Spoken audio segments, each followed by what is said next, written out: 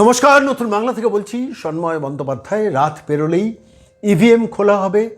2026-এর পর 5টা বছর এই পশ্চিমবঙ্গের মানুষের ভাগ্যে কি লেখা আছে সেই ললাট লিখন পড়তে শুরু করবে সারা বাংলা। দেখবেন আপনারাও, আমরাও দেখব, আমরাও শুনবো, আপনারাও শুনবেন, এবং তারপর আগামী 5 বছরের গতিবিধি সঞ্চালন শুরু হয়ে যাবে। ঠিক সেই প্রেক্ষিতে দাঁড়িয়ে নির্বাচন, 77টা কেন্দ্রে যেখানে নির্বাচন, সেই 77টা কেন্দ্রে 77 জন পুলিশ অবজারভার বাইরে ডেপুটেড হয়েছেন।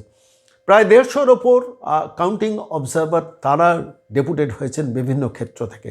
কেমন হবে গণনা, সেই নিয়ে বিস্তর আলোচনা, বিস্তর জল্পনা, এবং সেই গণনা কেন্দ্রকে কিভাবে কলুষিত করা হয় বছরের পর বছর আমরা দেখেছি এই পশ্চিমবঙ্গের মাটিতে দাঁড়িয়ে। এবারে নির্বাচন কমিশন যথাবিহিত ব্যবস্থা নিয়েছেন, কিন্তু সরকারি কর্মচারীরা, যেসব সরকারি কর্মচারীরা গণনা কেন্দ্রে ঢুকছেন, যেসব সরকারি কর্মচারীরা ইতিমধ্যে গণনা কেন্দ্রের মধ্যে ঢুকে গেছেন, রাত পেরোলেই সকাল হলেই একটি একটি করে ইভিএমের বাক্স খুলবেন এবং মানুষকে জানাবেন কি সিদ্ধান্ত দিয়েছেন সাধারণ মানুষ।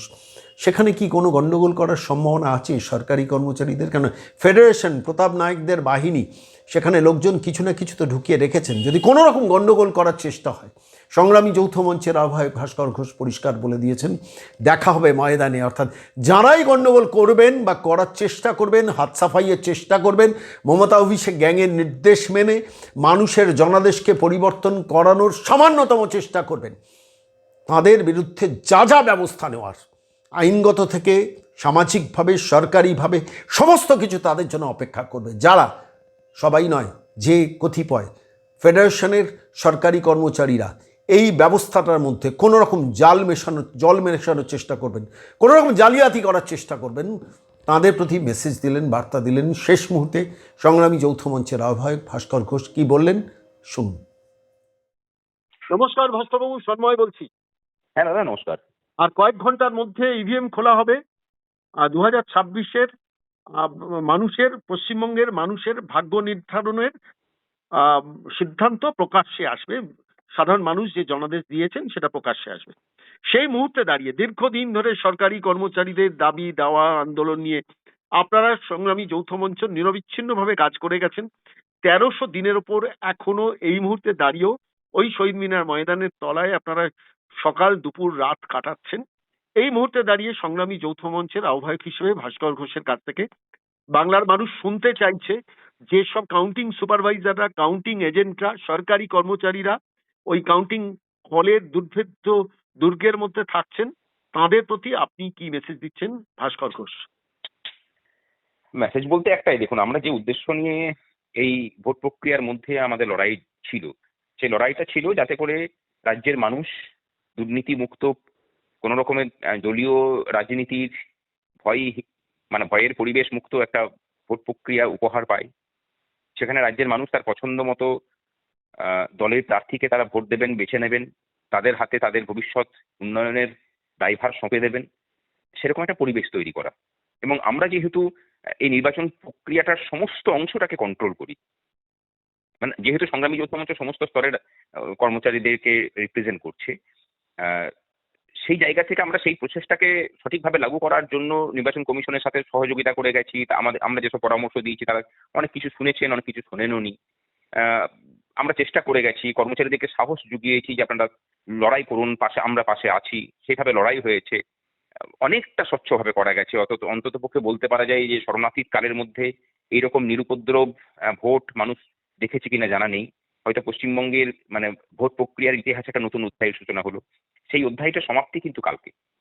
মানুষ যা জনমত জানিয়েছেন, যা জনমতের প্রকাশ তারা ভোট বাক্সে করেছেন, আগামী কালকে তা উন্মোচিত হবে।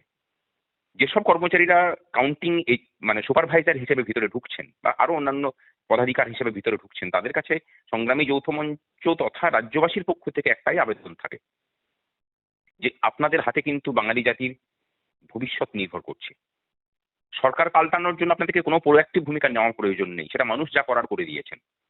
মানুষের যে জনমত, সেটা যেন কোনো রকম দুর্নীতি ছাড়া, কোনো রকম প্রভাব এর বিমুক্ত হয়ে সেটা যেন যথাযথভাবে প্রতিফলিত হয়। ভোটের মেশিনে যা সংখ্যা উঠবে সেই সংখ্যাই যেন যথাযথভাবে নথিভুক্ত হয়, তার জন্য যা কিছু করার মেরুদণ্ড সোজা রেখে সেই কাজটা করুন। আপনি কি কাউন্টিং সুপারভাইজার, কাউন্টিং এজেন্ট যারা সরকারি কর্মচারী এই মুহূর্তে 77টা কেন্দ্রের ভেতরে রয়েছেন, তারা কাউন্টিং রাত পেরোলেই কাউন্টিংটা শুরু করবেন, তাদের প্রতি স্পষ্ট কোনো মেসেজ দিচ্ছেন? দেখুন, কাউন্টিং সুপারভাইজারটা হচ্ছে সরকারি কর্মচারী, কাউন্টিং এজেন্ট হচ্ছে রাজনৈতিক দলের লোক।